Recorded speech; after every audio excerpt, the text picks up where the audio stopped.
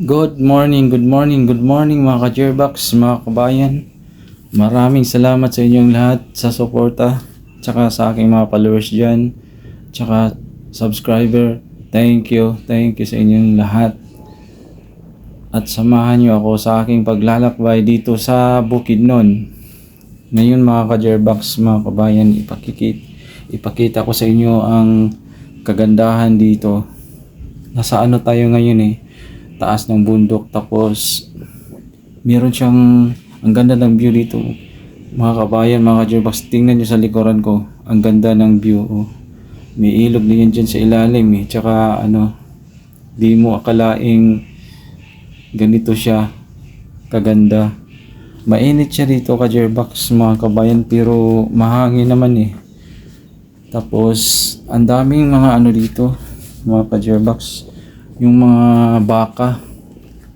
Kasi yung kita niyo yung doon yung nandoon, puro baka na yun doon Tsaka dito nila pinapastol yung mga baka nila.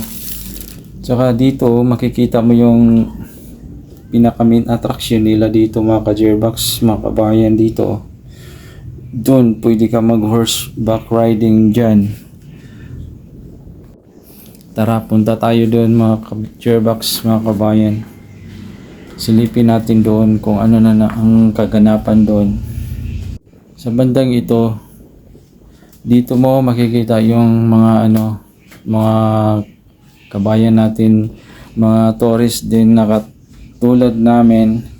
Dito sila nag-horseback riding mga ka-Jerbox, mga kabayan. Tara, silipin natin mga ka-Jerbox.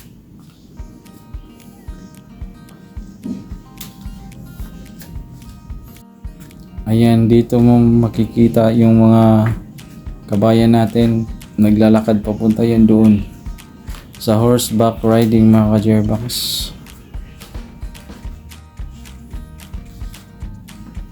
Ayan, si Aisle.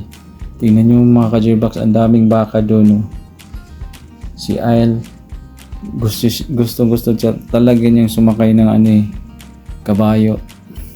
Ito yung sinasabi ko sa inyong mga ka-Jerbox, mga kabayan, yung baka. Ayan ang daming baka dyan Yan, ang ganda ng bundok.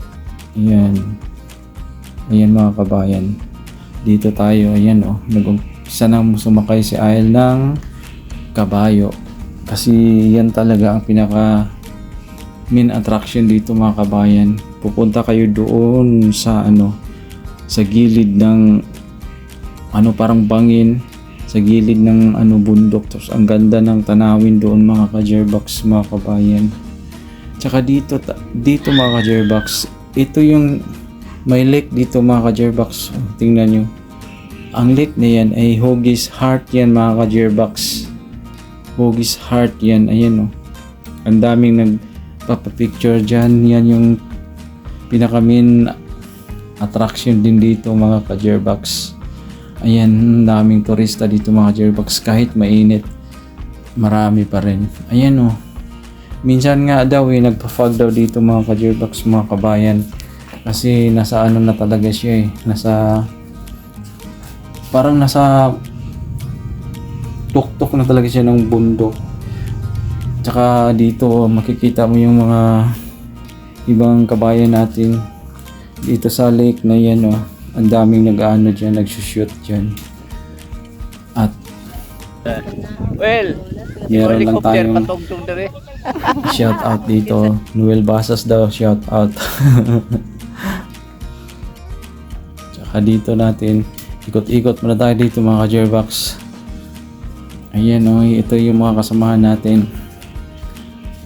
Lilipat na naman kami ng ibang spot kasi medyo mainit na dito mga ka-Jerbox. Ayan ang dami talagang baka dyan Yan, ang ganda talaga ayun yung kabayo mga ka-Jerbox. Siya yung nag-aano ng mga baka, kasi minsan yung mga baka tumatawid dito kaya ayan siya yung nag-aano. Yan